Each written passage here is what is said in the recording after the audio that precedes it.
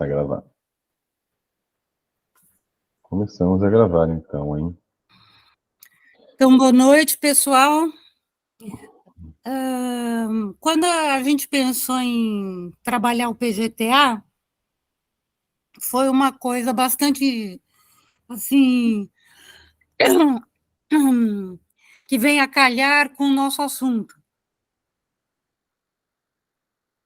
no sentido de como é organizar com uma população as informações para um plano de gestão territorial e ambiental. Então, imagine, para fazer com população indígena, que ele é voltado para a população indígena, ele foi inventado para eles. Para fazer com população indígena, que fala outra língua, tem outra cultura, outros costumes, outras formas de se colocar no território, e a gente conseguiu fazer, eu imagino que com outras populações seja até mais fácil, né? Então, eu pensei em trabalhar com vocês a metodologia do PGTA para a gente adaptar, seja para uma ecovila, seja para um quilombo, seja para sitiantes vizinhos que estão numa mesma microbacia e que pretendem proteger suas águas, que tem, enfim, grupos que têm uma visão biorregional, né? E quando eu estava preparando o material, eu falei, não, mas eu tenho que também explicar a formação do território brasileiro, né? A distribuição de terras, uma série de dados que a gente já tinha previsto naquelas temáticas que nós levantamos há 2 reuniões atrás. A gente já tinha levantado uma série de temáticas que eu acho que, para demonstrar como é importante fazer um PGTA, a gente precisa se situar, se contextualizar no Brasil, né? E aí eu preparei o material dessa forma. Se vocês me permitem, eu vou apresentar assim, né? E o PGTA fica lá para o final dessa apresentação, tá ok? Então, isso é a introdução que eu vinha explicando para vocês. Então, posso começar, gente? Pode, Também não. Lulu. Fica à vontade. Bom, uma primeira questão é a gente entender bem o que é espaço e o que é território, né? E o Claude Rafestin, um geógrafo francês, que eu acho ele o máximo, né? Que ele escreveu por uma geografia do poder, ele define assim o que é espaço e o que é território. Espaço é anterior ao território. O espaço preexiste a qualquer ação. O espaço é dado como se fosse uma matéria-prima. Local de possibilidades é a realidade material pré-existente a qualquer conhecimento e a qualquer prática, dos quais será o objeto a partir do momento em que um ator manifeste a intenção de dele se apoderar. No que você se apoderou do espaço, ele vira território. O território se forma a partir do espaço. É o resultado de uma ação conduzida a partir de um ator que realiza um programa em qualquer nível. Ao se apropriar de um espaço, o ator concreta e abstratamente territorializa o espaço. O território é um espaço onde se projetou o trabalho, seja energia ou informação, e que, por consequência, revela relações marcadas pelo poder. O território é uma produção a partir do espaço. Ora, a produção, por causa de todas as relações que envolve, se inscreve num campo de poder. Produzir uma representação do espaço já é uma apropriação, uma empresa, um controle, portanto, mesmo que isso permaneça nos limites de um conhecimento. Qualquer projeto no espaço, que é expresso por uma representação, revela a imagem desejada de um território, de um local de relações. O espaço é a prisão original, o território é a prisão que os homens constroem para si. Não é incrível essa definição dele?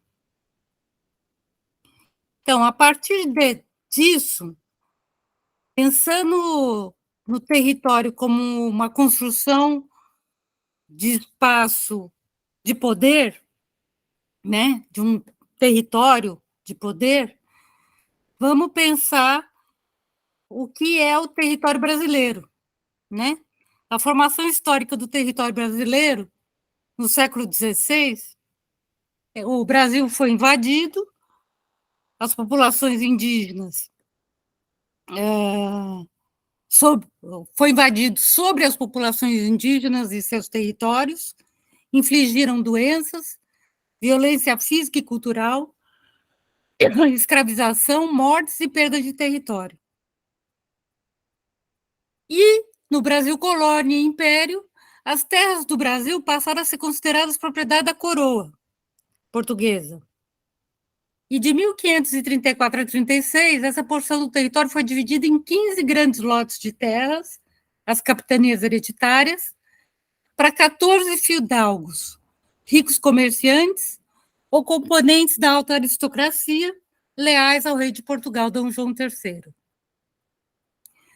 Os capitães donatários eles detinham 20% desse território e eles eram obrigados a distribuir os demais 80% em sistema de sesmarias. O que é a sesmarias? Os donatários deviam atrair pessoas para morar na sua capitania e distribuir terras às sesmarias, cobrando impostos de quem se fixasse nelas. Quem recebia a posse da sesmaria não teria o domínio total administrativo e permaneciam sujeitos à coroa. O sesmeiro ele tinha que cultivar a terra toda, senão era passível de a coroa pedir de volta. Ainda deveriam escravizar índios para serem usados como mão de obra, né?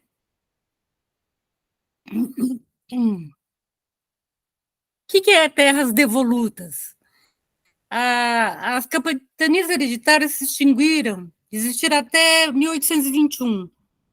À medida que iam fracassando, tanto as capitanias quanto as sesmarias, elas voltavam para a mão da coroa portuguesa e eram novamente redimensionadas, gerando novas estruturas de administração.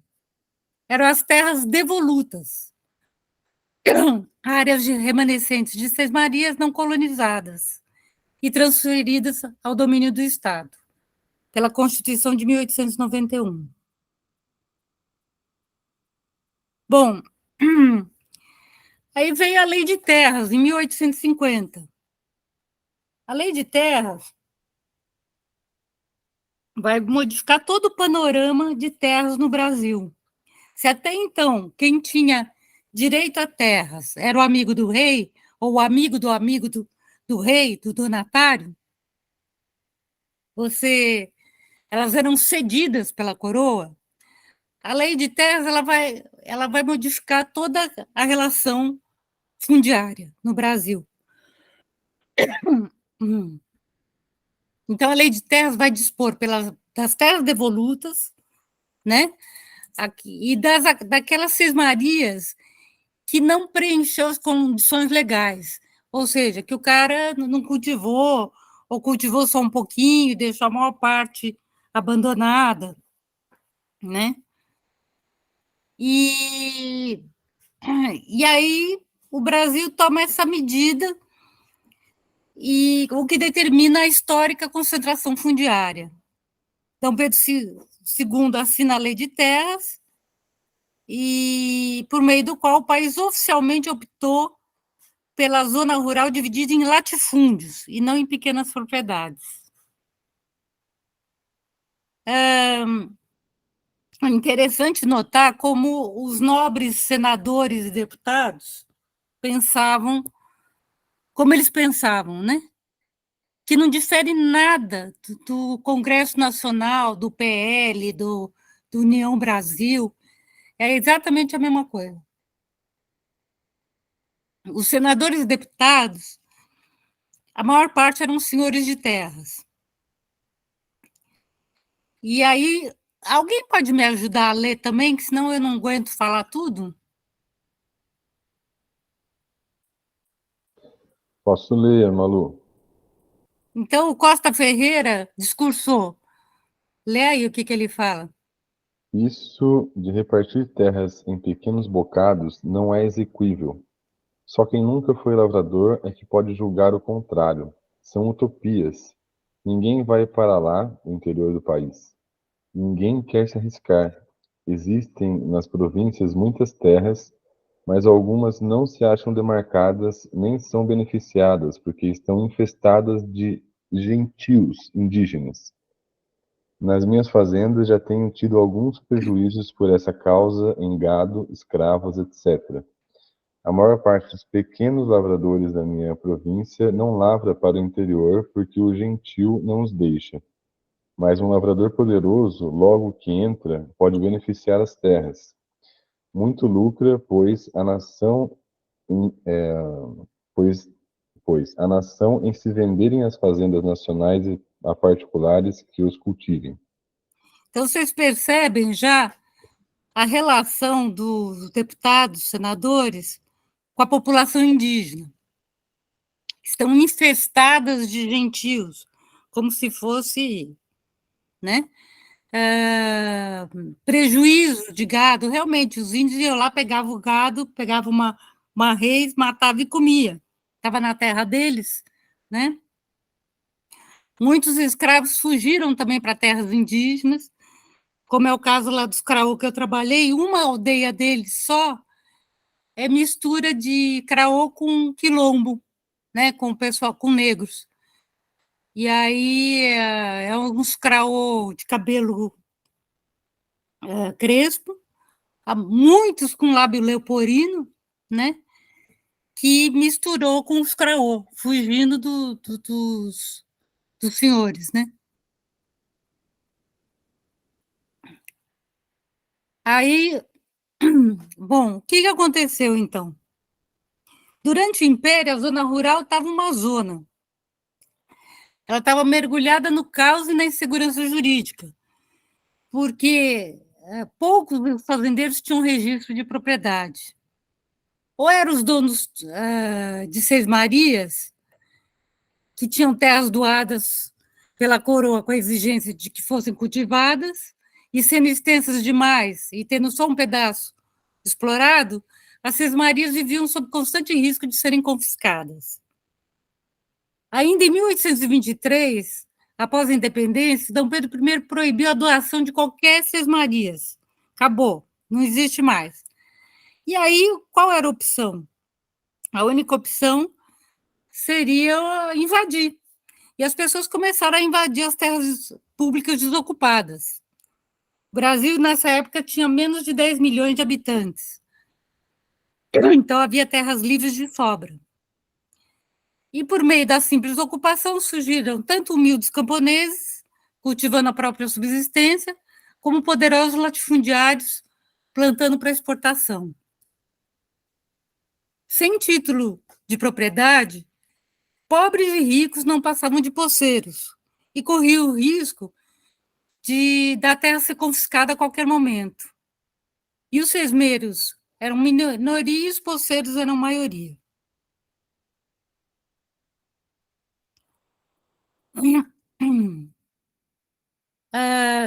Era um caos fundiário. Não existia limites claros entre uma terra e outra. E os conflitos entre vizinhos eram corriqueiros. Os sesmeiros não faziam demarcação porque a terra deles eram muito grandes e os técnicos que mediam os terrenos eram poucos e eram caros. Os poceiros não faziam demarcação porque não tinha escritura. Então, o conflito era generalizado e se resolvia através de espingarda, de bacamarte, né? E de assassinatos. Então, ele cita lá, um senador cita que houve 13 ou 14 assassinatos em consequências lá em Piracicaba, em consequência do conflito de terras. Então, para tentar botar ordem no campo, o primeiro artigo de terras diz que não se toleraria mais invasão de terra pública. Quem desobedecesse a lei iria para a cadeia. Então, os fazendeiros que haviam descumprido a exigência de cultivar a sesmaria seriam perdoados. E os poceiros que tinham se assenhorado de terras que não lhes pertenciam ganhariam escritura. Uma espécie de regularização fundiária que o Bolsonaro quis fazer até há pouco tempo, mais ou menos assim, né? Porém, na prática, a anistia de 1850 só alcançaria os grandes poceiros, né? Os pequenos só acabariam sendo barrados. E um dos grandes obstáculos que a lei de terras impôs aos camponeses, afastando deles a anistia, foi a cobrança de taxas para a regularização da propriedade. Para o grande, as taxas não pesavam, mas para os pequenos elas eram proibitivas. Aí os senadores sempre jogam a culpa nos pequenos poceiros ou os grandes poceiros que são dignos da proteção pública, né? Eles vão discursando nessa. Por exemplo, esse senador Vergueiro fala: porque essa gente espalha-se pelo meio do sertão e barbariza-se, não reconhece a autoridade senão as suas paixões, né? Não se pense que todas as posses se reduzam a uma pequena roça e a construção de uma casinha de palha. A princípio podia ser assim, mas depois, em boa parte delas, estabeleceram-se grandes plantações. Bom, só que 2 semanas antes do Dom Pedro I assinar a Lei de Terras, ele assinou a Lei Eusébio de Queiroz. A Lei Eusébio de Queiroz foi a primeira lei abolicionista. E o Brasil, pressionado pela Grã-Bretanha, proibia a entrada de novos escravos africanos no território nacional. E aí os latifundiários pensaram: bom, a escravidão vai acabar. E seus cafezais corriam o risco de ficar sem mão de obra. Então, eles bolaram um jeito de como eliminar esse risco de não ficar sem mão de obra. Uma vez tornadas ilegais a invasão e a ocupação da zona rural, tanto os ex-escravos quanto os imigrantes europeus ficariam impedidos de ter suas terras, ainda que pequenas, e naturalmente se transformariam em trabalhadores abundantes e baratos para o latifúndio. Então, é o Marx aqui, né? Os donos dos meios de produção têm as terras, os pequenos são impedidos de tê-las, então eles vão virar o quê? Mão de obra barata, né? Da mesma forma, os pequenos poceiros que fossem expulsos de seus antigos lotes, excluídos da anistia, por não poderem pagar as taxas previstas nas leis de terras, também reforçaria o contingente de assalariado nos cafezais. Com base nesse mesmo raciocínio, os senadores afirmaram que o governo deveria fixar altos preços para as terras públicas colocadas à venda. Então, as terras passariam a ser compradas e teria que se fixar altos preços para os pobres não terem acesso a elas, né?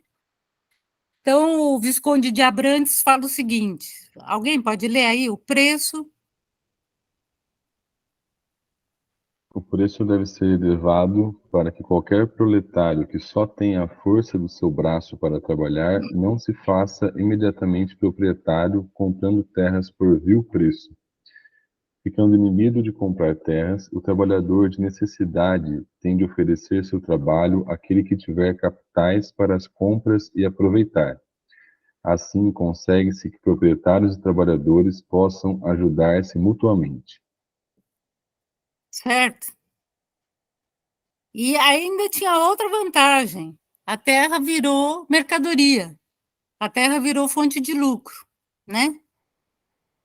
Se as terras públicas fossem comercializadas a preços exorbitantes, o senador Vergueiro fala: suponhamos que é impossível vender terras a esse preço.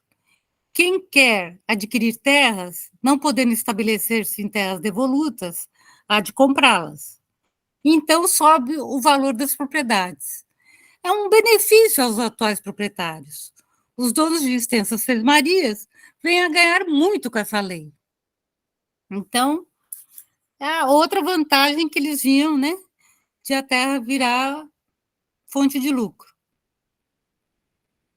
Bom, aí a lei de terras ainda serviu de base para que os latifundiários recorressem ao governo e aos tribunais para ampliar suas propriedades. Os proprietários, pequenos proprietários, sem dispor de informação, dinheiro ou influência, muitos sitiantes perderam suas terras. A anistia foi prorrogada várias vezes, beneficiando poceiros que invadiram terras públicas depois de 1850. Após a derrubada da monarquia e imposição da república, a elite agrária continuou no comando do país e a concentração fundiária, embora guiada por novas regras, pouco mudou. Estudiosos dizem que o histórico predomínio do latifúndio levou ao surgimento dos trabalhadores rurais sem terra e tornou rotineira a violência no campo. Do lado dos indígenas, né? Muitos povos indígenas que não foram eliminados foram sendo empurrados para as terras mais pobres em termos de fertilidade, como é o caso dos povos com os quais tive a oportunidade de trabalhar. Os Caraô, no Cerrado, eles moram numa terra que, a princípio, é até bem razoável, né, em termos de dimensão, mas é pura areia, né, é um areião. E os Guarani, eles moram a maioria deles moram nas encostas da Serra do Mar, onde sofrem de chuva ácida, de lixiviação de terra, né? Ou ainda os Guarani, que sofreram com os impactos da hidrelétrica de Itaipu, e que ficaram, ainda que nas melhores terras do Brasil, permaneceram em áreas de extensão mínimas, né? Bom, o resultado disso, atualmente apenas 0,7% das propriedades têm área superior a 2.000 hectares. Mas elas somadas todas, elas ocupam quase que 50% da zona rural brasileira. Por outro lado, 60% das propriedades não chegam a 25 hectares. E mesmo tão numerosas, só cobrem 5% do território nacional. Os dados são do INCRA. Eu vou mostrar para vocês a tabela mais detalhada de distribuição de terra. Bom, aí é o Brasil no século XIX, né? Parece que ele está quase igual ao que é hoje, só não tinha o Acre, né? Meados do século XX. Bom, falando um pouco do Brasil de hoje, né? E isso eu estou fazendo uma apresentação que é para a gente. Eu tinha um professor que falava assim: Malu, você faz um trabalho como se as pessoas nunca tivessem ouvido falar de nada disso, né? Então a gente tem que fazer um trabalho para qualquer pessoa que nunca acessou essas informações tenha acesso, né? Então eu vou chover um pouquinho no molhado agora, mas é bom falar. Né? O Brasil possui uma extensão de 8,5 milhões de quilômetros quadrados, é o quinto maior país do mundo, e tem 213 mil e tantos habitantes, né? Milhões de habitantes. Né? A costa brasileira é uma das maiores costas do mundo, tem 10.959 quilômetros banhados pelo Oceano Atlântico. O Brasil é um país tão extenso, latitudinalmente e longitudinalmente, que é considerado um país de dimensões continentais. Esse é um dos fatores que o faz apresentar 4 fusos horários. Possui a maior floresta tropical do mundo, com riquezas ainda sequer totalmente dimensionadas. Então, para se ter uma ideia da dimensão do Brasil,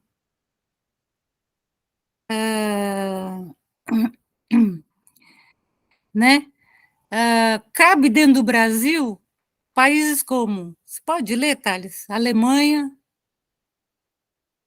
Alemanha, Reino Unido, Espanha, França, Portugal, Suíça, Finlândia, Itália, Dinamarca, Grécia, Nepal, Haiti, Tajiquistão, Mongólia, Trinidad e Tobago, Venezuela, Angola, Croácia, Senegal, Guiné, Bósnia, Equador, Laos, Guiana, Hungria, Israel e Nova Zelândia caberiam dentro do Brasil. Muita coisa, hein? é muita coisa, né? O país é realmente imenso, né? Quer dizer, teria terra para todos, né? Ainda mais que 3/4 da população está na zona urbana, mais ainda, né?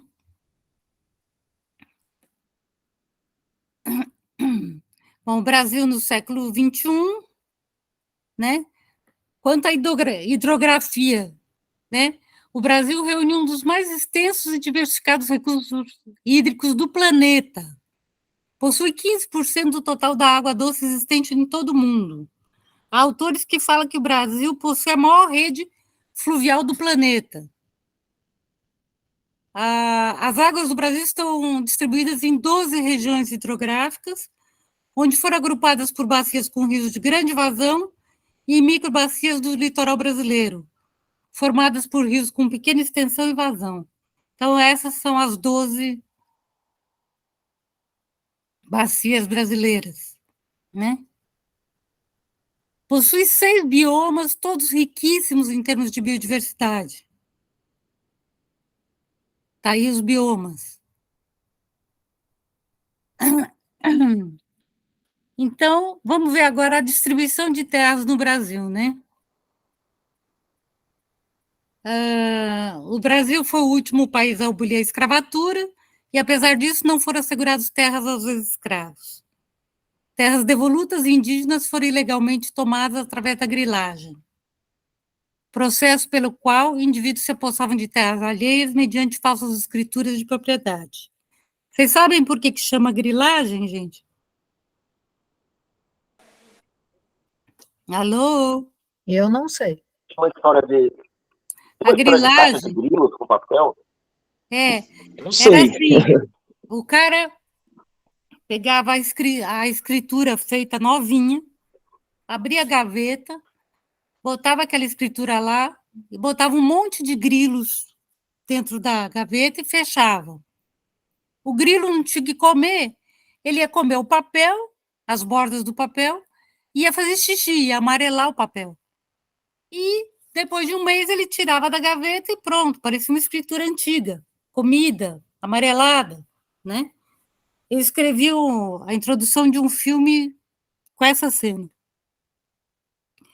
Bom, apesar da lei de terras que limitava os latifúndios, eles foram criados ilegalmente, excedendo as dimensões máximas fixadas por lei. Todo esse quadro careceu de fiscalização governamental.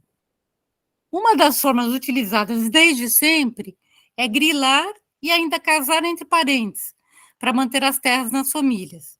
É o caso da família Penteado, da família Junqueira, né?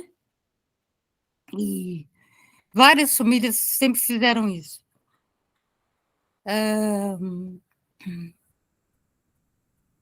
Bom, segundo o professor Ariovaldo Umbelino de Oliveira, que foi o meu orientador no doutorado, na geografia, e é um dos maiores especialistas na questão fundiária no Brasil, ele disse que o Brasil inteiro foi grilado, né?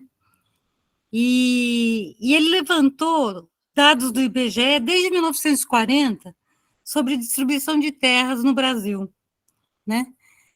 E aí ele levantou os estabelecimentos rurais e a área ocupada em hectares, e sua distribuição em pleno século XX, né? Então, é essa daqui, ó. Dá para ver bem aí vocês? Sim. Até dá, Malu, mas Tá. dá Só vou sim, dá explicar sim. um pouco dessa tabela, eu resumi ela, vocês vão ver daqui a pouco. Mas para mostrar que ela existe, né? Ele fez aqui os estratos de área. Quem tem menos de 10 hectares, quem são? De 10 a 100, de menos de 100 e 100 a menos de 1.000. né? E ele fez de 1940 até 1995. Precisaria até atualizar isso. Então, você vê assim, os que têm menos de 10 hectares, aqui em 40, né? Eu vou mostrar outra tabela, porque nós vamos comparar essa tabela com essa, ó. E essa é a área ocupada em hectares. Quem tem menos de 10, 10 a 100, menos de 100, 100 a menos de 1.000, mais de 1.000, tá? Então, eu fiz um resumo demonstrando os extremos. Aqui, ó. Isso aqui eu botei na minha tese também, esse dado assim. Então, em 1940, o número de estabelecimentos rurais, o total deles era 1.904.508. E a área ocupada em hectares era 197.720.247, tá? Os que têm menos de 10 hectares são 654.557 proprietários, ou seja, eles são 34,36% dos proprietários. E eles têm 2.800.000 hectares, ou seja, 1,46% das terras. Ao passo que os que têm mais de 1.000 hectares, eles são essa titica de 27.812 proprietários. São 1,46% dos proprietários. E eles têm quase a metade da zona rural do Brasil, 48,31%. Isso em 1940. Agora, olha em 1995. Os que têm menos de 10 hectares são 49% dos estabelecimentos rurais. E eles têm 2,2% das áreas ocupadas. Os que são com mais de 1.000 hectares, eles são 0,97% dos proprietários e eles têm 45,10% das terras do Brasil. Gente, é um país imenso, como a gente viu agora há pouco. Como é que a gente pode viver num país assim? Um país continental desse, em que a terra está na mão de mais da metade da terra está na mão de menos de 1%, né? Bom, então, esse é o resumo da tabela. Agora vamos ver a distribuição de renda no Brasil e no mundo, tá? A distribuição de riqueza no Brasil segue mais ou menos a mesma coisa das terras. Os ricos no Brasil em 2021 são 2,1 milhões, são 1%, epa,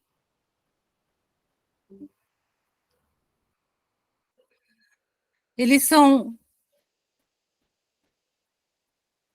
1%, epa, eles são 1% da população total,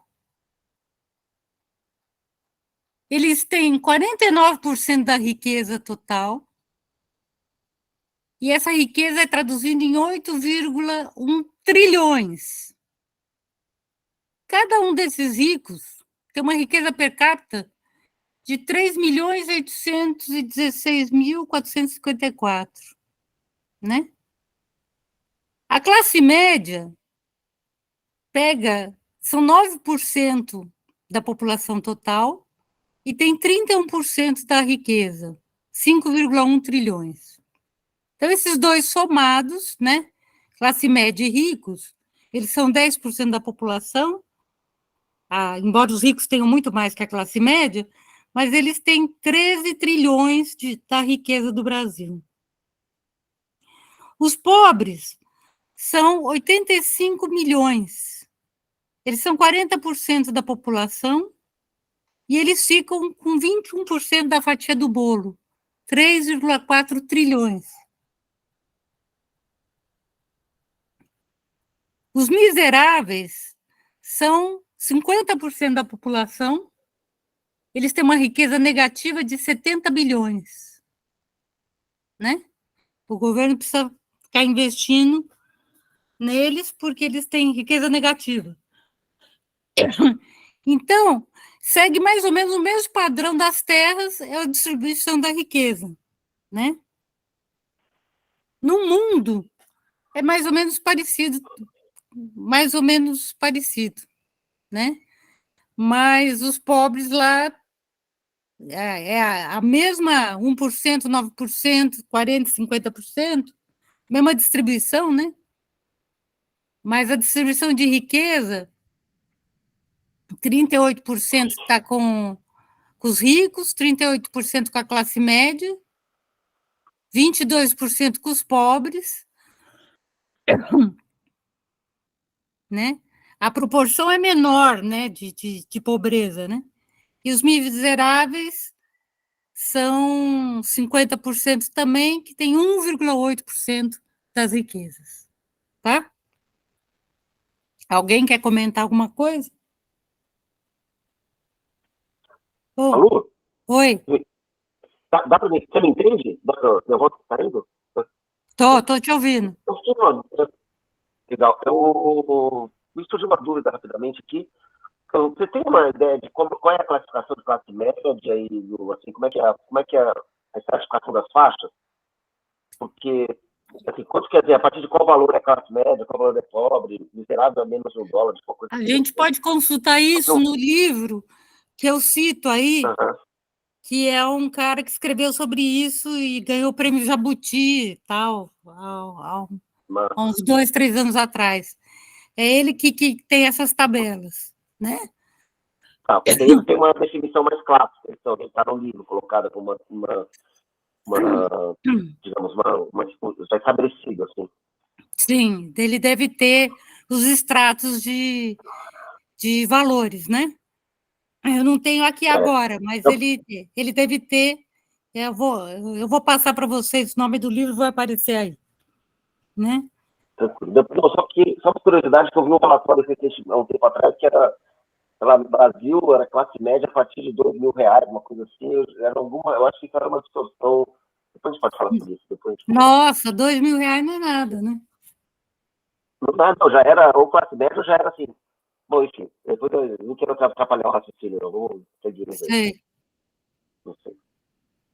Bom, aí, segundo o PNUD, o Brasil está em segundo lugar com a maior concentração de renda dos 1% mais ricos, de 180 países do mundo.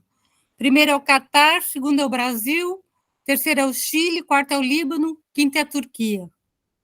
Olha que absurdo, né?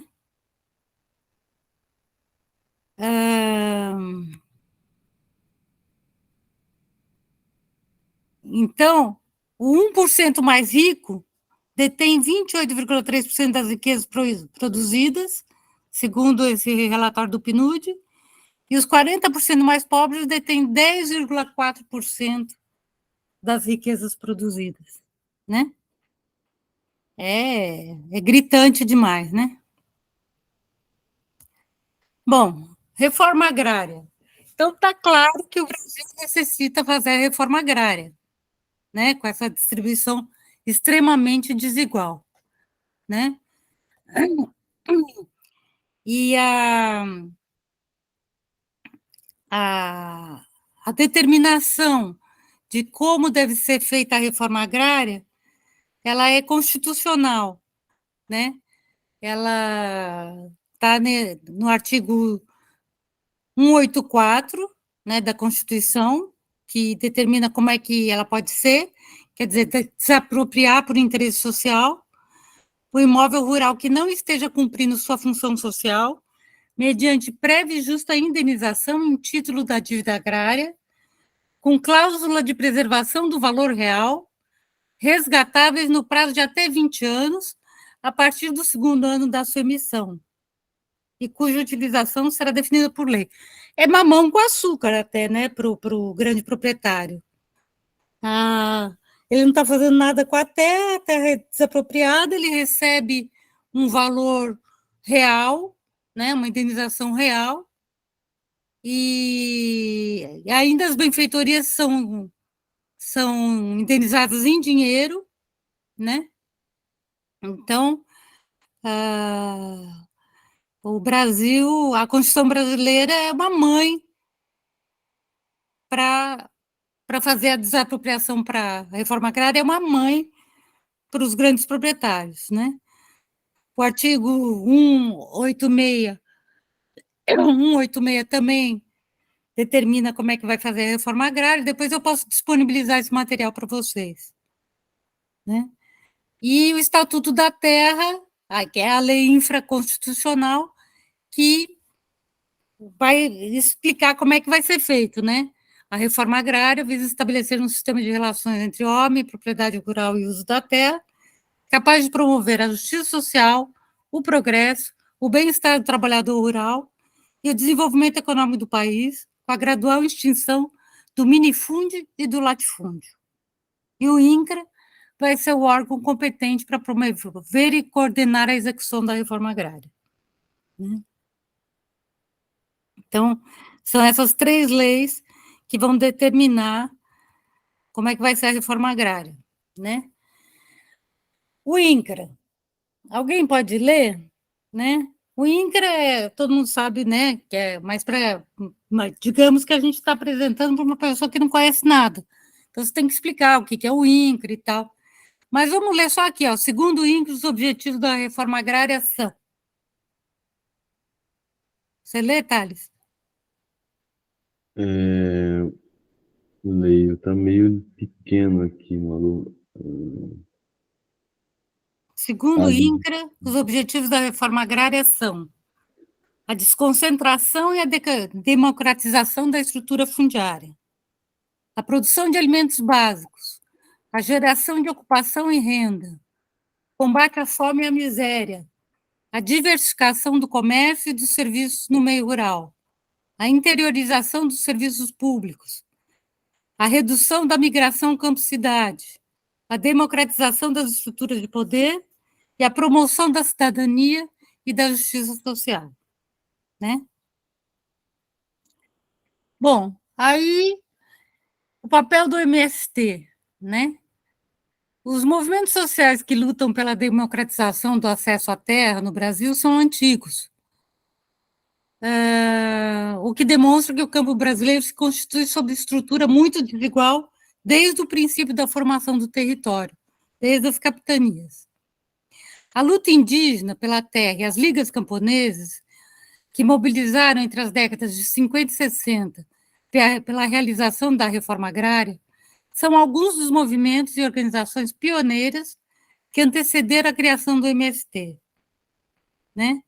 Apesar de intensa repressão promovida pela ditadura, as diversas formas de organização social e manifestação popular, os movimentos no campo ganharam força no Brasil durante as décadas de 70 e 80, quando surgiram diversos acampamentos e ocupação no meio rural.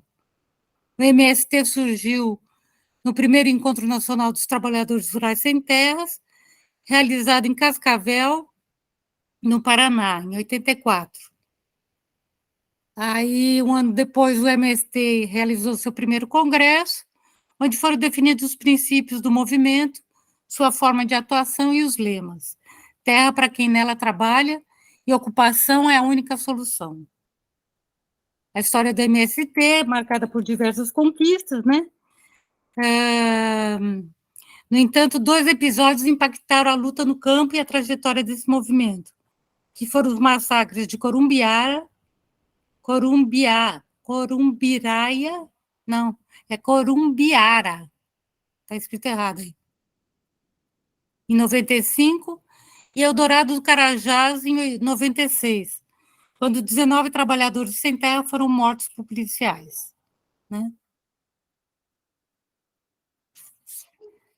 Aí eu vou explicando o que é o MST, eu não vou me alongar nisso, né? Mas como é que ele se estrutura, né? Como é que eles atuam, e ele se autodeclara um movimento social de massa, autônomo, que procura articular e organizar os trabalhadores rurais e a sociedade para conquistar a reforma agrária, e um projeto popular para o Brasil, né? Eles estão em 24 estados brasileiros, E eles são divididos em vários setores, são 14 setores. A frente de massas, a frente de formação política, educação, produção, comunicação, projetos, gênero, direitos humanos, saúde, finanças, relações internacionais, cultura, juventude e LGBT sem terra, né?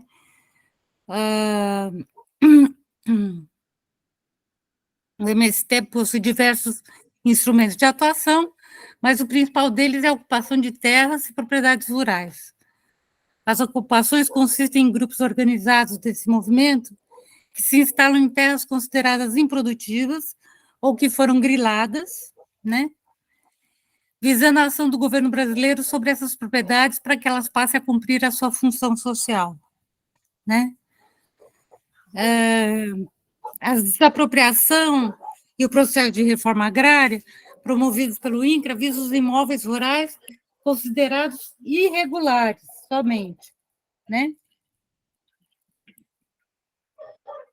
O MST defende que a redistribuição de terras aconteça de forma massiva no território nacional, visando, sobretudo, as áreas que não cumprem com a sua função social e as grandes propriedades de terra consideradas improdutivas. Né? Aí, se eu for detalhar, eu não chego até o fim, né, com a minha voz, né? Mas está aí, né, o estabelecimento de acampamentos, hoje conta com 90 mil famílias, né? A organização de vigílias, projetos sociais do MST, eles têm 2.000 escolas públicas, 160 cooperativas, 120 agroindústrias, 1.900 associações espalhadas pela maior parte do Estado brasileiro, totalizando mais de 450 mil famílias assentadas. Eles são maiores produtores de arroz, 2022, 15 mil toneladas, e também plantam feijão, café, leite, carne, açúcar, cacau, mandioca, sementes, hortaliças, né? E, enfim, a Via Campesina foi fundada em 92 e corresponde a uma organização internacional dos camponeses. A instituição congrega os movimentos sociais e organizações de todo o mundo, de modo que propõe a articulação dos processos de mobilização social popular. A Via Campesina aponta como prioridade a reforma agrária, a soberania alimentar, dentre outros direitos dos trabalhadores rurais. O MST colabora com a Via Campesina, né? Malu, só para Oi. você se organizar em relação ao tempo também, agora já são 7h30 e a gente tem um teto de 2 horas, então vamos até 8h30, e para livrar um tempo também para a gente fazer pergunta e debater no final, tá? Ah, Porque questão de ordem, posso fazer uma questão de ordem rápida aqui? pode. Eu acho, Malu, que você trouxe uma introdução riquíssima, acho que se encaixa em várias coisas, acho que as pessoas também querem comentar e tal. Eu sugeriria de a parte propriamente do manejo, do plano de manejo, que ficasse para outro dia. Eu acho também que é impensável hoje. Não tem como. Eu concordo. Tá bom, então vamos até chegar na parte do manejo propriamente dito. Tá. Aí a gente vê que a Adriana estava programada no próximo encontro. A gente pode tentar, Thales, ou manter a Adriana no próximo encontro, ou trocar, entra a Malu de novo e a Adriana vem depois. Aí nós conversamos depois lá no grupo para ver como fazemos, ok? Tá bom. Beleza. Bom, muitos países já realizaram a reforma agrária, né? Inglaterra, Holanda, Suécia, Estados Unidos, França, né? Já fizeram há séculos. Japão, Itália, México, Egito, Bolívia, Cuba, entre outros. Segundo o Stedley, tem vários tipos de reforma agrária. Presta atenção, eu quero ouvir de vocês o que vocês acham que é a nossa reforma agrária, tá? Tem as clássicas, as reformistas, as radicais, as populares, as anticoloniais, as parciais ou moderadas, a de libertação nacional, as socialistas e as políticas de assentamento rural dos projetos de colonização, né? Qual que vocês acham que é o nosso caso aqui?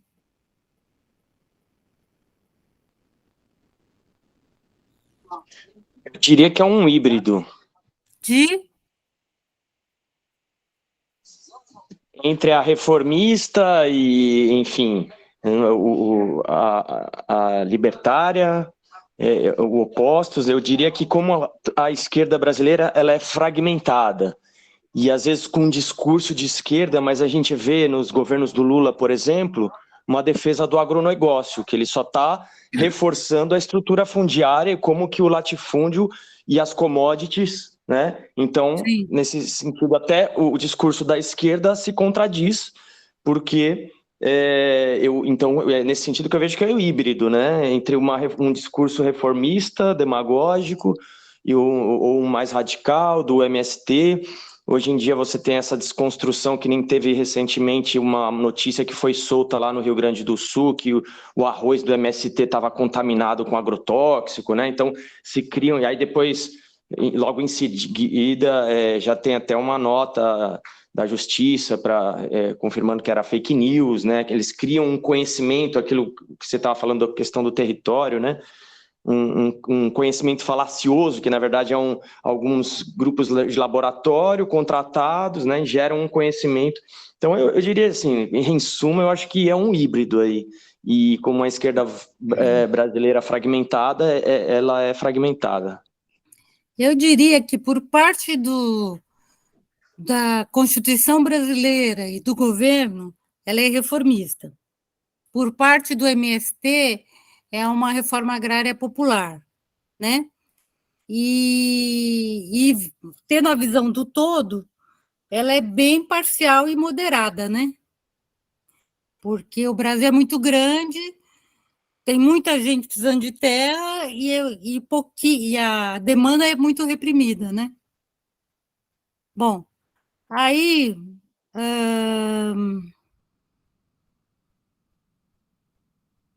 aí aqui eu começo a entrar na questão indígena. Malu, dá Eu acho que a licença. gente poderia parar aqui e deixar para a próxima a questão indígena e o PGTA, né? Pode ser, Malu. Então vamos ouvir os comentários. Beleza, galera. Vamos usar as mãozinhas aí, famosas mãozinhas, para organizar as falas. Alguém já tinha começado a falar agora? Eu posso fechar o computador e abrir aqui? Pode. Ou vai que vocês querem voltar em alguma tela? Acho que não, Malu. Fecha pra gente tirar uma fotinha também. Tá. Tá bom. Vai lá, Serginho. Quer dizer, peraí, primeiro deixa a Malu fechar Acho pra que gente fazer nosso registro. eu vi uma mão antes. Desculpa. Galera, eu vou por aqui mesmo. Vou pedir pra gente abrir a câmera aí, quem puder e quiser, para fazer um clique nessa reunião, nesse encontro com a Malu, pra gente postar nas redes sociais aí. Um minutinho para os preparativos.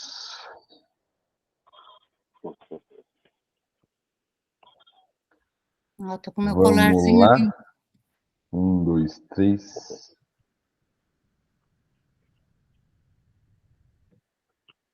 Mais uma.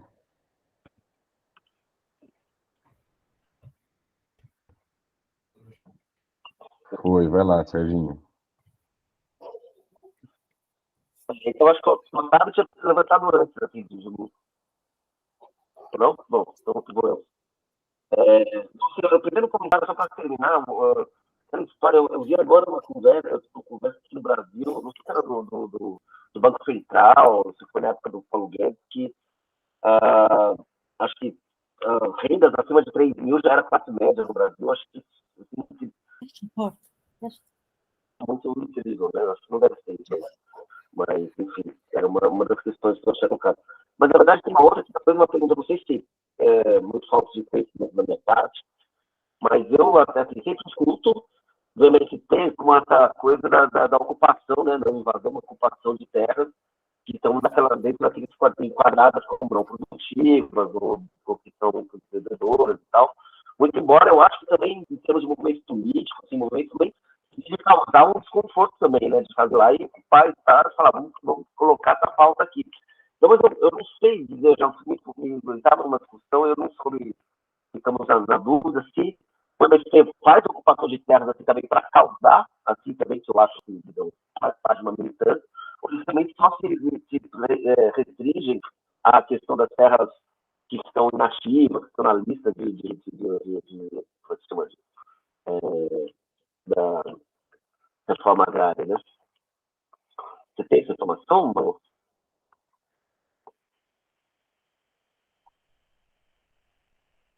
Ligado o microfone, Malu. Eu entendi muito pouco o que você falou, porque ficou muito cortado, né? Mas eu acredito que existe uma demanda reprimidíssima e que, principalmente nos governos Bolsonaro, ficou mais reprimida ainda com medo de morrer, né? E que agora está descomprimindo essa demanda.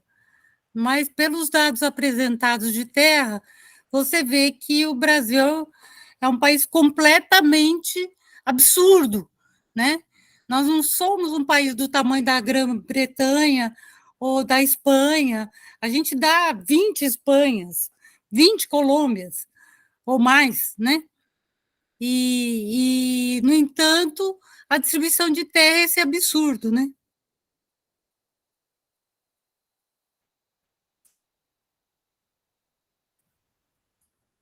Beleza. Dirso? O link tá legal, já fechei aqui.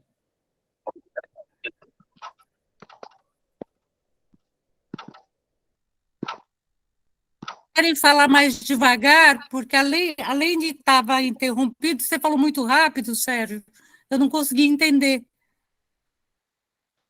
Não, me desculpa. Eu acho que o Otávio tem, né? Vocês conseguem me ouvir, não? Sim, bem. Tá realmente. Não, eu queria. Eu estava pensando em fazer um gancho no final da fala da Malu e, primeiramente, parabenizar todo essa retrospecto aí, né? Porque eu acho que alguns elementos é importante a gente não deixar passar batido, mas eu acho que você pegou os principais marcos, né? E eu achei muito interessante a questão além da Lei de Terras de 1850, que nem você falou, semanas antes, o Dom Pedro também, acho que é Eusébio, né? Você falou que essa que foi o que regimentou mesmo essa estrutura fundiária na mão de 1%, e o que o nosso colega Ariovaldo, né, que foi meu professor também, coloca na questão da geografia agrária. O Brasil todo foi grilado, essa que é a verdade, né? Assim, de estado para estado pode variar um pouco, assim, mas, por exemplo, o estado do Rio de Janeiro, que são só 92 municípios, eu fiz um estudo através do Cadastro Ambiental Rural para justamente entender qual que era essa estrutura fundiária entre médio, pequeno e grande, né? Existe uma coisa que é o tal do módulo fiscal, e aí isso varia de estado para estado, mas eu queria provar um pouco para o órgão ambiental que a análise dos cadastros ambientais rurais era importante a gente atacar a pequena propriedade, e eles têm, assim, atacar em que sentido? De priorizar a análise e o apoio ao pequeno proprietário também ser inserido, né, territorialmente, ter esse reconhecimento territorial. Então, só um complemento que eu acho que é importante no teu retrospecto, falar a própria história do INCRA. Quando que surge o INCRA, e já com essa missão a reforma agrária, ela é uma realidade. Você vê, em vários países ela pega essa questão da estrutura fundiária. Eu tive a oportunidade, por exemplo, na Suécia, entender como que o governo ele se antecipa à especulação imobiliária. Aqui no Brasil se vendeu terras devolutas. Na Suécia se compra áreas privadas para torná-las públicas. Você percebe como é a concepção de reforma agrária? E a história do INCRA, ele vem para cumprir essa lacuna mesmo, na Constituição cidadã, né? E aí, só para complementar, eu acho que a gente fala muito em cidadania, da questão, e eu acho que tem um outro autor aí que corre, que é o Ailton Krenak, que ele fala da florestania, né? Que é um conceito que contrapõe a cidadania. e essa coisa do conhecimento do território. Eu achei interessante os slides que eu trouxe no início. O Brasil são 12 biomas e 12 grandes macrobacias, né? Como é que a gente faz essa leitura cruzada, né? E começa a enxergar a escala da estrutura fundiária nos estados. Um vai ter uma realidade um pouco diferente, mas ficou perfeito, eu acho que a tua apresentação para dar esse panorama, né? Parabéns, Malu.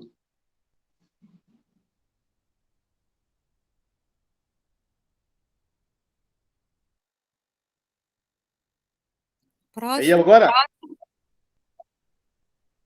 Eu, Thales. É você, Luiz. Legal, legal. Maravilha, Lalu. Achei muito legal também, muito bacana. Eu queria voltar, então, para a questão nossa, que é a questão da formação da permacultura, né? Eu acho os dados que você trouxe fundamentais. Para mim, toda essa questão, isso deveria estar obrigatoriamente em todo qualquer esforço de se formar permacultores minimamente capazes de reconhecer o seu território e o espaço, as duas coisas simultaneamente. Então, agora, acho também que o que você tocou aí num monte de coisa. Isso, só essa sua introdução já é uma semana de curso. A gente vai ter que saber também, nas formações reais e concretas, quando nós estivermos em contato com os formandos em permacultura, saber não apenas simplificar isso, mas saber priorizar as coisas, né? O que naquele contexto vai ser mais importante ou menos importante, o que eu posso passar mais rápido, o que eu tenho que me aprofundar, então, e por aí vai, né? Eu fico pensando, por exemplo, na questão, só separando um pouco da geografia física e geografia humana que você traz, né? Então, toda essa questão dos biomas, seria muito importante a gente ter uma descrição mais detalhada desses biomas, que vai chegar a tipos de solo, que vai chegar a movimentos de vento, de massas climáticas, clima predominante, vegetação predominante, formas de produção, até chegar em detalhes até mais profundos, por exemplo, o tipo de habitação comum desses biomas, né? Já que a gente tem uma parte da formação de permacultura voltada para a casa, para o espaço construído. Então, como que é a casa da Caatinga, como que é a casa do Cerrado, como que é a casa da Mata Atlântica, como pensar a habitação nesses biomas. E aí, para cada permacultor que estiver dando o seu curso, muito possivelmente seria interessante focar no bioma em que ele está. Quer dizer, este bioma aqui, que nós vamos trabalhar, ele tem essas características, o tipo de cultivo que é tradicional naquele bioma, né? Quais são os produtos típicos daquele bioma? Vai produzir algodão, vai produzir trigo, frutas, enfim, explorar bem esses aspectos do bioma. Em paralelo com a questão hídrica também, né? Se os principais rios, as principais bacias, enfim, dar essa localização geográfica. E aí sim entrar na questão mais dessa geografia humana também que você traz, que é extremamente importante. A questão, eu brinco que o permacultor que não fala em reforma agrária é quase a jardinagem, né? Porque a gente tem... Como é que a gente começa no Brasil? É diferente da Austrália. Começar no Brasil, falando assim, na sua propriedade, no seu sítio, na sua fazenda, na sua chácara, na sua de quem, cara pálida? De 0,1% da população que vai usar para turismo e para lazer. Então, espera aí, vamos primeiro tentar entender a distribuição de terra nesse nosso contexto. Isso é extremamente importante. Então, eu iria por aí. Eu acho que o que você traz é muito legal, acho que é muito bacana, mas ainda vejo como um roteiro. Então, daqui a gente abre e vai localizando e vai dando contexto mais específico e vai historicizando a partir do interesse, primeiro, de quem dá o curso, segundo, também de quem assiste o curso e do local onde ele está, do contexto físico onde ele está. Mas hoje eu não conseguiria... O próximo PDC que a gente vai dar aqui vai ter que ter isso. Eu não consigo mais conceber um PDC sem isso. Para mim não está fazendo sentido não falar dessas coisas. Eu sei que eu passei super en passant a questão dos biomas e da hidrografia, porque não é o objetivo agora, mas ele não pode deixar de ser falado, porque o Brasil é tão imenso, tão rico, que as pessoas talvez às vezes não tenham essa dimensão da riqueza que é, né? Então, é claro que a gente tem que explorar isso de uma forma mais mais a miúde, né? A questão do biorregionalismo, né? E tudo mais. E só respondendo ao Otávio, né? Eu lembro que quando eu estava tendo aula com o Ariovaldo, ele falou assim, ele foi chamado pelo governo do Pará para rever a malha fundiária do Pará, né? Quando ele chegou lá e ele começou a analisar todos os dados, ele falou que tinha 4 Parás. Tinha um Pará assim, um Pará assim, um Pará assim e um Pará assim, né? E para organizar isso era uma bagunça, né? Imagina organizar isso. Então, com certeza, o Brasil foi inteirinho grilado, né? E os mais espertos ficaram com a maior fatia de terras, né? E é, assim, inacreditável um país com essa dimensão, eu volto a dizer isso, com essa dimensão ter essa distribuição de terras, né? É uma coisa assim, menos de 1% ter mais de 50% das terras. Se a gente fosse um Portugal, né, já seria absurdo. Agora, ser um Brasil com essa distribuição de terras é um escândalo, né? Vamos lá, quem é o próximo?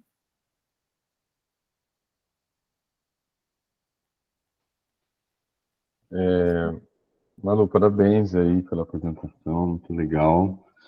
Um tema importantíssimo demais da conta, né? Eu queria saber assim, deixa eu ver, eu marquei aqui uma perguntinha. Quais são os caminhos? Não sei se vai chegar isso depois na outra parte da apresentação também, se estou me adiantando, mas quais são os caminhos que você enxerga assim para a gente ter uma redistribuição de terra no Brasil, uma política de redistribuição mais justa, assim, né?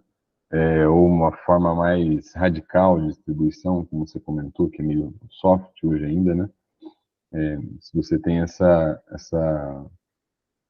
proposta, assim, essa ideia de proposta de como é que poderia ser melhor para a gente, e também os caminhos para isso ser concretizado, né? Além das lutas aí que a gente já conhece um pouco do MST, da Campesina e outros movimentos de trabalhadores sem terra, né? Ou pela luta pela terra, mas outras formas assim de a gente pleitear isso, né? Nas nossas ações e requerer essas políticas públicas mais enviesadas para esse sentido. Bom, eu acho que primeiro a gente tem que apoiar os movimentos camponeses, né? E quanto mais divulgar esses dados, mais claro fica, né? Porque chega um Bolsonaro no AgroShow e fala, são 4, imagina, se demarcar mais terra indígena, não vai sobrar para o agronegócio. Eles querem mais 4 mil terras indígenas. Imagina, falta 490 terras para serem analisadas, de terras indígenas. Ele fala que é 4 mil. E se o brasileiro médio tivesse minimamente a ideia desses dados que eu passei, né, que 1% tem mais de 50%, e eu trago esses dados também, o que é terra indígena, está mais para frente, o que é terra indígena, o que é terra sobrante, disponível para a reforma agrária, né? E o que falta realmente é a desapropriação de terras improdutivas, porque a terra indígena não é o maior estoque de terras, né? Não é o acúmulo de maior estoque.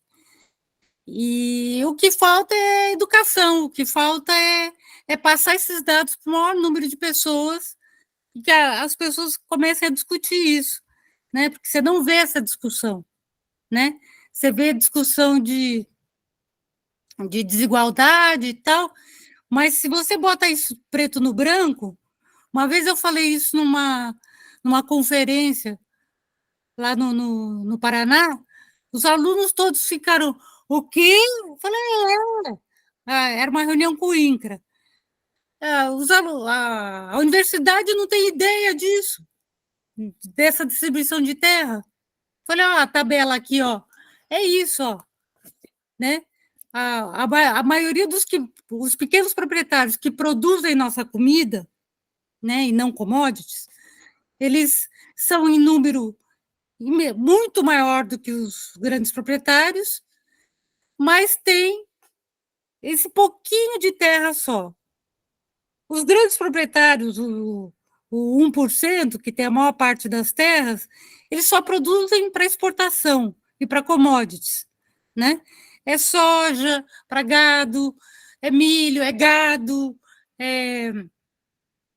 e quase eles não trazem nenhum benefício para o próprio Brasil em termos de alimentar a sua população, né? Então, a gente tem que começar a discutir esses dados, botar na mesa esses dados, né? Para a maior parte das pessoas, para que esses dados sejam correntes na cabeça de todo mundo, né? Acho que é isso. Beleza, Malu, valeu. Márcia, vai lá. Eu estou aqui, né, com Malu, maravilhosa a tua fala, eu estou aqui em muitas reflexões, e aí eu vou só buscar algumas informações que você deu, que é para eu exatamente fazer a minha observação naquilo que você acabou de falar agora em relação à educação. Então, a gente percebe assim, ó, com a Lei de Terras de 1850, né? 38 anos depois, a gente, portanto, vê acontecer a abolição da escravatura.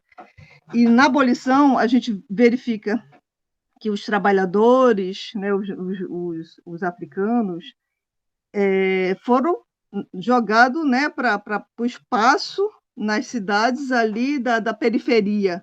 Nas favelas.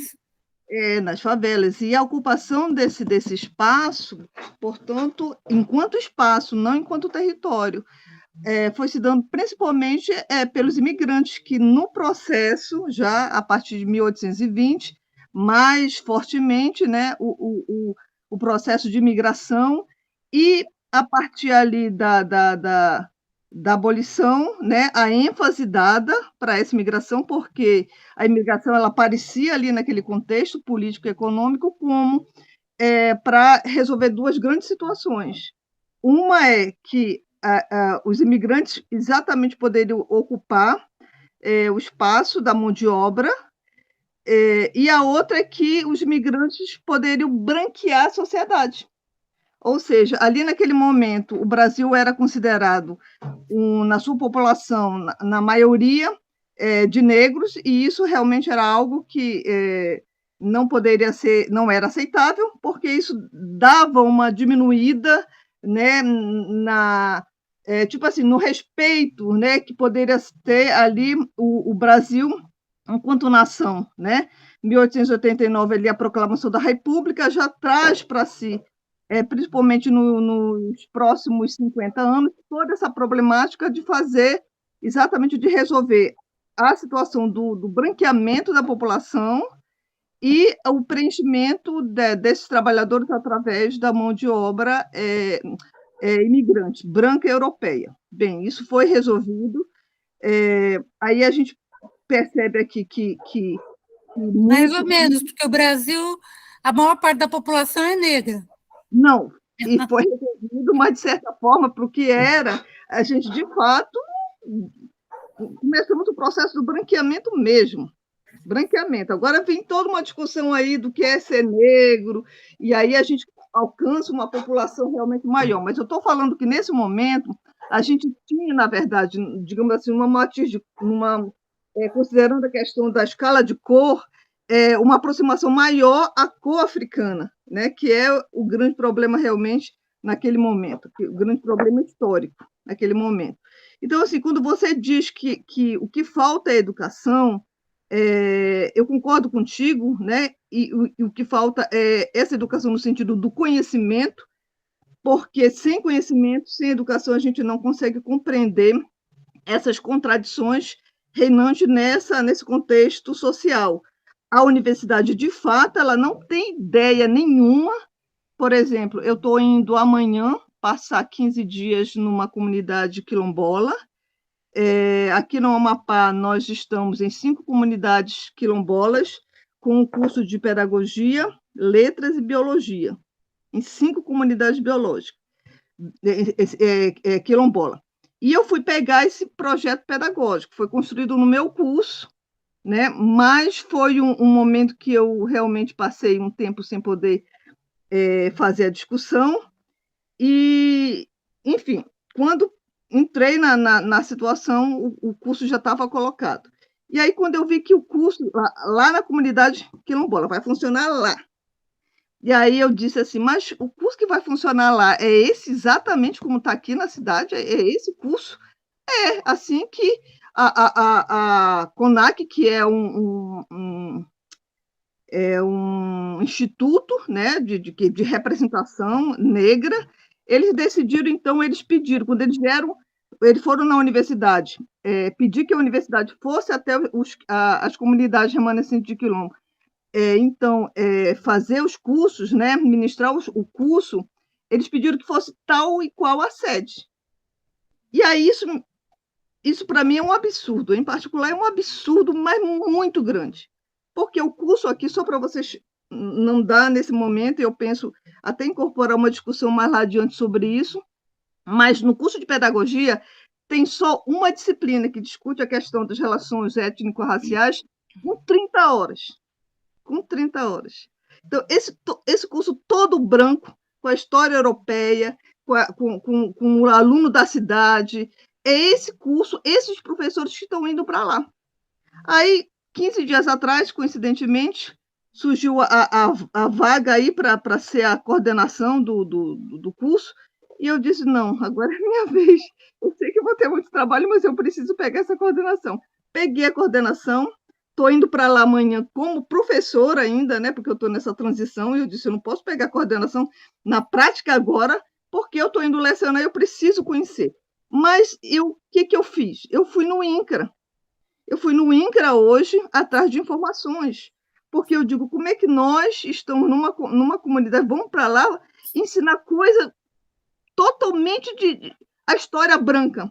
O que é isso desse movimento, dessa organização, o que eles querem quando eles chegam simplesmente tanto para o movimento indígena quanto para o movimento negro, a história está para se fazer, porque a educação é todinha voltada para a história europeia e para os heróis europeus. Sim, sim. Então, agora, nós temos aqui no nosso estado 35 comunidades quilombolas, 35. Nós estamos agora com 6 comunidades com curso funcionando, tem mais 5 comunidades que vão entrar aí. E aí, se a gente realmente não der uma parada, nós que estamos aqui conversando, que estamos nos propondo a estudar e ampliar, né?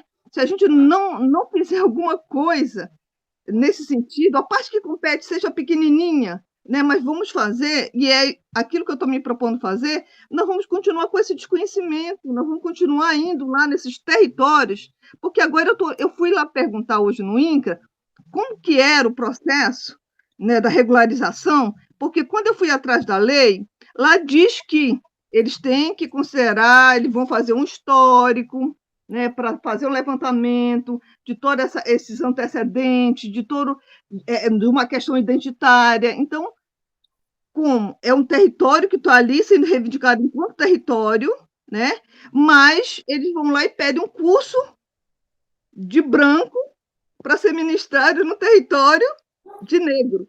Então, para mim, é uma coisa realmente que não me deixa quietar, e aí, quando eu vejo você realmente fazer todo esse apanhado, ele é muito interessante mesmo, porque a gente vê a questão clara de que o Brasil ele é muito grande, ele é diverso, né? E nós temos terras, ou seja, nós temos espaços, e nós temos territórios. Agora, mesmo tendo território, nós temos território em que a população, os moradores daquele território não têm e estão em processo de desconstrução da sua identidade, da sua história. É o que está se discutindo hoje em dia, o processo não é nem mais o processo de descolonização, é o processo de decolonização. Descolonização é se livrar do colonizador, né? A decolonização é fazer pela própria história, pela própria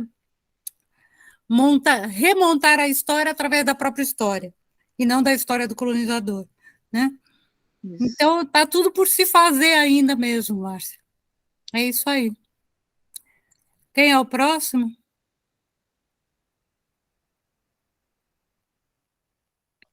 Vamos encaminhando, então, já para a próxima?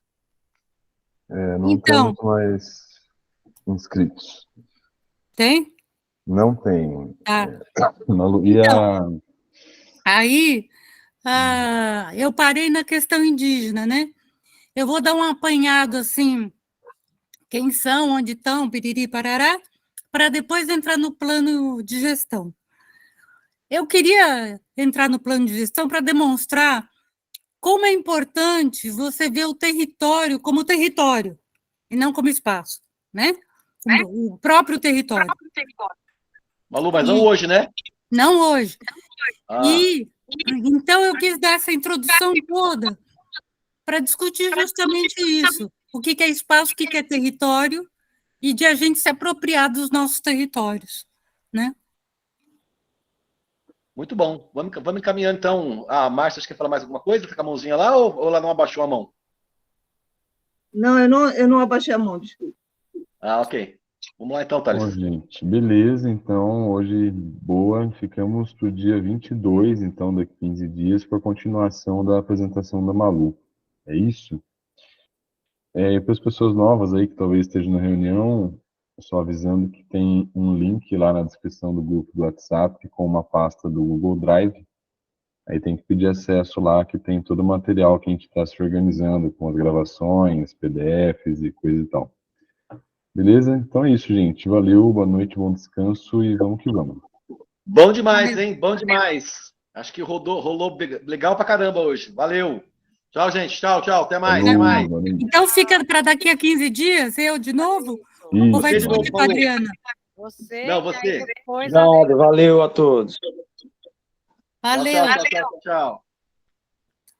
Paula, fica aí, Tati. Pessoal, muito obrigado pelas apresentações. Muito bom. Boa noite. Boa Boa noite.